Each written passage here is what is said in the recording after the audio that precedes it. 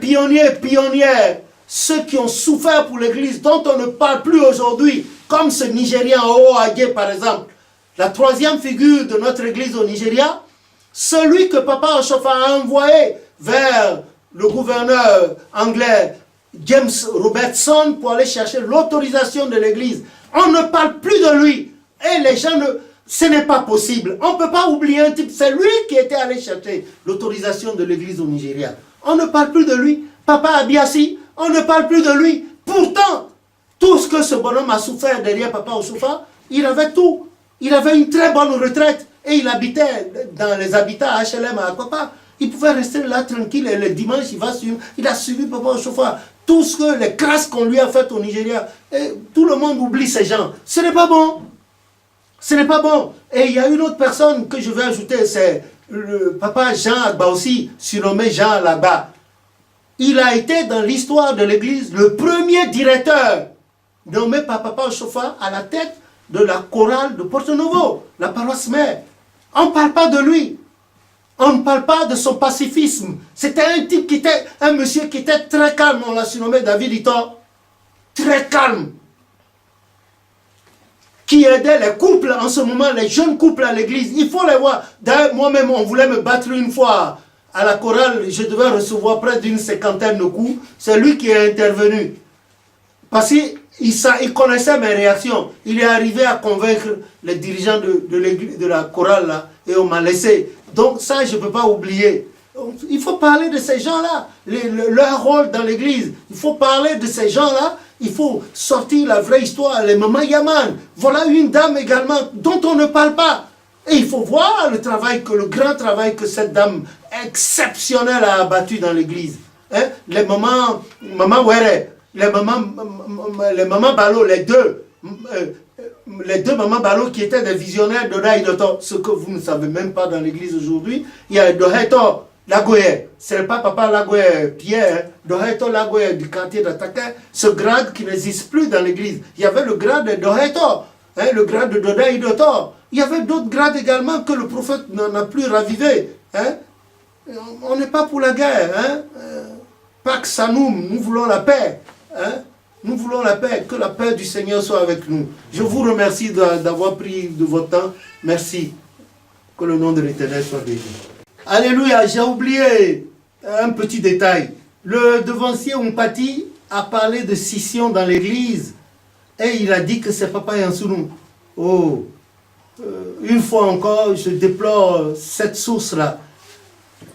Si il va vers les anciens, on lui dira que personne dans l'église ne pouvait manquer du respect à Papa Oshofa sans recevoir la foudre de Papa Yansounou. Papa Yansounou n'a jamais fait de scission. Celui qui a amené la scission, il s'appelait Tchabi Apollinaire. Il était à Lagba. Tchabi Apollinaire. C'est lui qui a amené la scission dans l'église. Il faut demander à mon aîné, le devancier Abiasi David. Il vit encore. Certainement que tu le connais, mon frère Mpati. Tu dois le connaître. Il est à Aubervilliers avec son cousin, mon frère aîné, Pierre Boutois Lopo. Bonaventure. Papa Yansounou? Non, il n'a jamais fait de schisme. Je vais t'éclairer un peu. Je vais éclairer tout le monde. En 1964, 1963, 1964, l'année dans laquelle le Seigneur Jésus-Christ est apparu physiquement en grandeur nature à ses mains, plage, dans le ciel, sur l'eau et dans le fond, dans l'horizon, et tout le monde a crié. Et c'est à l'occasion de cette apparition du Christ que nos frères Toffin ont sorti Mihenilo, Papa do Mihenilo Agundagbe. C'était à cette occasion. Chabi avait déjà commencé par drainer des gens, comme les frères Agbanga. Parce que c'était une grande famille nombreuse, les frères Agbanga. Et le Chabi qui travaillait dans l'administration au lycée Béanzé à l'époque, a dit que le prophète Oshofa, gloire à son Dieu, ne réagit pas qu'il était trop timide, trop amorphe, trop timoré et qu'il ne parlait pas trop de Bible. Il fallait un groupe qui... Et c'est comme ça qu'il a fondé le groupe Afro.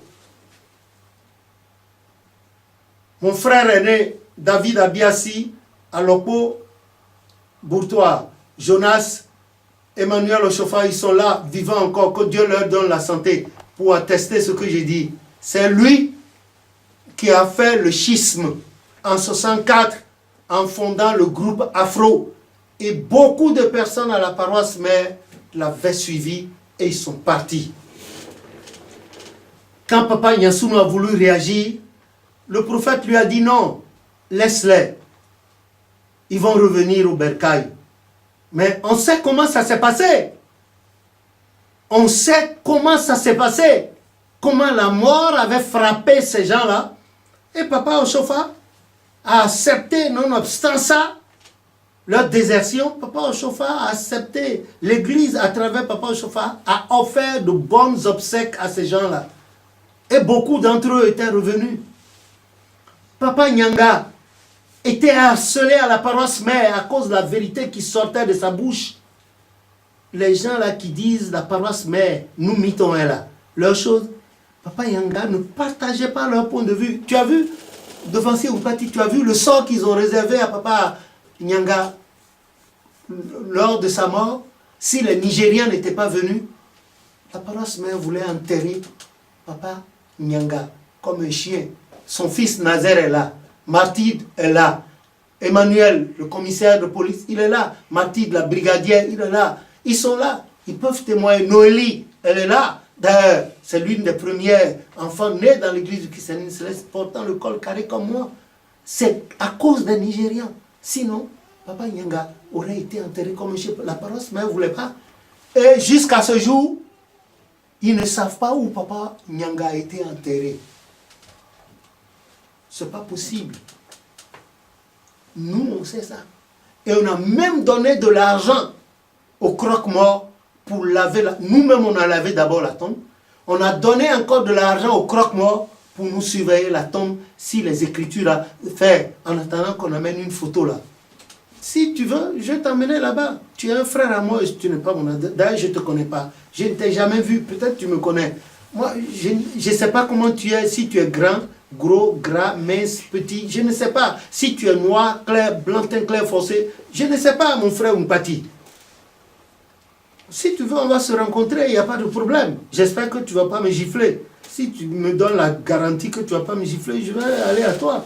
Il n'y a pas de problème. Ok? Mon papa, Papa Nyansounou, il n'y a personne dans l'église qui pouvait mal parler à Papa Ochofa et manquer de recevoir un coup de poing à la gueule. Demande. Il n'a jamais sissiparisé l'église. La sissiparité dont tu parles, ce n'est pas lui. C'est Tchabi Apollinaire en 1964 et il a baptisé le groupe d'Afro. David Abiassi, Alopo Bourtois, Jonas Abiassi, Emmanuel Ochofa, ils sont encore vivants. C'était nos grands frères de l'époque, ils pourront attester ce que je dis. Maintenant là, ce que tu ne sais pas, c'est que Papa Agbaoussi au départ n'était pas dans le clergé. Et un jour, Papa Nyansounou s'est levé et il a dit à Papa Ochofa que quand on doit sortir du temple pour entrer, il y a Papa Ochofa, il y a lui Nyansounou. Et après lui, ce n'était rien que des anglophones. Et il a dit à Papa Ochofa, ah, si c'est comme ça, que le jour où lui Nyansounou mourrait, ça veut dire qu'il n'y aura pas de francophone, il n'y aura personne de la paroisse mère derrière Papa, immédiatement. Et c'est comme ça là. Il a insisté auprès de Papa Ochofa. Il a insisté pendant des années et finalement, Papa Ochofa, connaissant son frère et ami depuis 1916, a accepté. Et on a recalé Papa Adjanle Koko du Nigeria. On a mis Papa Agbaoussi là. Papa Adjanle Koko était déjà plus gradé que notre frère Agbaoussi. On a recalé. Et on a mis Papa Agbaoussi là. Et c'est comme ça, Papa Agbaoussi est entré dans le haut clergé mondial de l'église et en est devenu la 4e personnalité. Je veux dire, après Papa Ochofa, Papa Nyansounou, Papa Bada, Papa Adjale Koko. Voilà comment ça. Et Papa Agba aussi, Papa Adjale Koko. Mais ce que tu oublies, c'est que dès que Bada a été fait assistant évangéliste, à chacun de ses passages à Padahome, au siège suprême de l'église, il tensait, il tensait les gens de Porto-Novo et il disait en Yoruba, c'est-à-dire, si vous ne le gardez pas, il veut parler de Papa Ochofa, nous on va le garder au Nigeria. Il disait ça souvent. Et un jour de fête, il a ouvert la bouche, il voulait dire ça. Si le prophète n'était pas intervenu, Papa Yansounou était déjà prêt à lui voler dans les vasistas. Tu sais au moins ce qu'on appelle vasista, ici là. Ça. C'est Papa Ochofa qui connaissait son frère Yansounou là depuis, il a arrêté. Et depuis, Bada n'a plus jamais parlé de ça. Où est-ce que le prophète a été enterré? Au Nigeria. C'était peut-être une prophétie, mais qui passait mal. Maintenant, en 1969, il y a eu une combine là. Le latin dit impeto, c'est-à-dire pas clair, caché. Papa Bada, qui était évangéliste, Papa Yansounou, le seul seigneur évangéliste, après Papa Ochofa, a reçu une onction, impeto, c'est-à-dire, et cette onction qu'il a reçue a amené des remous au siège suprême de l'église à Porto-Novo et au Nigeria à Makoko. Même Papa Adjale Koko n'avait pas apprécié cette onction-là que Papa Bada a eu en cachette. Maman Yaman et plein d'autres. Parce que Papa Yansounou aurait voulu que ce soit Papa Adjale Koko, que ce soit Papa Adjale Koko, que le prophète donna cette onction. Parce que Papa Adjale Koko était plus pacifique, plus pondéré, plus posé que Papa Bada. Bon, voilà. Et Papa Yansounou s'est fâché. Papa Yansounou s'est fâché et il s'est retiré chez lui. À Cotonou, il a dit non, il ne va pas accepter ça. Il aurait voulu que cette onction de Seigneur évangéliste soit donnée à un francophone ou à Papa Adjale Koko. Mais pas à Papa Bada. Voilà. Il s'est retiré chez lui à Cotonou. Il n'a plus rien dit. Papa Ochofa, le prophète, gloire à son Dieu, lui a envoyé le devancier Botounou, dont je vous ai montré la photo tout à l'heure. Botounou a fait Porto-Novo, Cotonou 3 fois ce jour-là. Papa Yansounou a dit non. Non, c'est non. Qui n'accepte pas que le grade de Seigneur évangéliste que le prophète, selon lui, devait donner à un Dahoméen ou à Papa Adjale Koko, mais pas à Papa Bada. Parce que Papa Bada n'était pas si respectueux que ça. Or, Papa Adjale Koko était plus correct, plus avenant, plus benoît. Voilà le problème.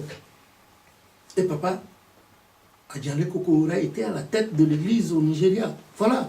Sinon, à son chose. Et puis même, vous vous rappelez, en 66, Papa Ochofa a surpris tout le monde, il a mis son quadricone doré sur la tête de Papa Yansounou devant tout le monde et lui a dit de donner l'onction. Tout le monde était étonné. Tout le monde, jusqu'à Papa Sivanilo qui chaque année venait, tout le monde, les toffins qui aimaient beaucoup Papa Yansounou, ils ont joué. Et c'est en cette occasion ils ont sorti le chant. Agun mi ton nom beto, ma wege, agun oui oui. Tout le monde a vu ce qui s'est passé et le prophète était assis, il regardait Papa Yansounou donner l'onction, il a donné l'onction, il a prié pour lui au départ et à la fin il a prié pour lui. Et depuis on a vu comment l'esprit agitait Papa Yansounou, tout le monde a vu ça. Sinon, Papa Yansounou n'a jamais manqué du respect. Une fois, publiquement à la paroisse mère, il a demandé à ceux qui disent souvent, qui contredisaient Papa Ochofa, il a dit, donnez un salaire à Papa Ochofa pour que demain là, vous ne disiez pas, il a ramassé l'argent de l'église. Ochofa a ramassé. Et ils ont crié, ils ont dit, oh, comment on peut donner un salaire? N'étaient-ce pas ces mêmes personnes lors de l'avènement du marxisme-léninisme au Bénin qui ont dit aux révolutionnaires que Papa Ochofa a ramassé l'argent des fidèles? C'est vrai ou c'est pas vrai? Alors, il a parlé en visionnaire. C'est ça. Ils ont accusé Papa Ochofa. Ils ont dit qu'il a ramassé tout le... C'est pour ça que le pèlerinage de décembre 1975, Papa Ochofa n'a rien touché. Il a tout laissé. Quand il est allé au Nigeria, les gens parlaient. Il a dit à sa femme, Christine Bonou Ochofa, la maman de notre sœur Edith, plus maman Guy, celle qui a donné la prophétie au prophète de parti, il leur a dit, Tout ce qu'on a ramené du pèlerinage de 1975, c'est là, c'est dans... Allez, il faut leur donner, faut donner à ceux qui disent, nous mythos, c'est-à-dire c'est notre chose, l'église chrétienne, c'est ceux de Porte-Noire. Il a tout donné, il n'a rien pris dedans. Voilà. Que le nom de l'Éternel soit béni. Papa Yansounou ne peut jamais soutenir un mouvement contre Papa Oshofa. Jamais. Jamais. Et d'ailleurs, il faisait peur à ceux qui disaient nous mythos, nous mythos, nous mythos. Non, c'est ça. Voilà.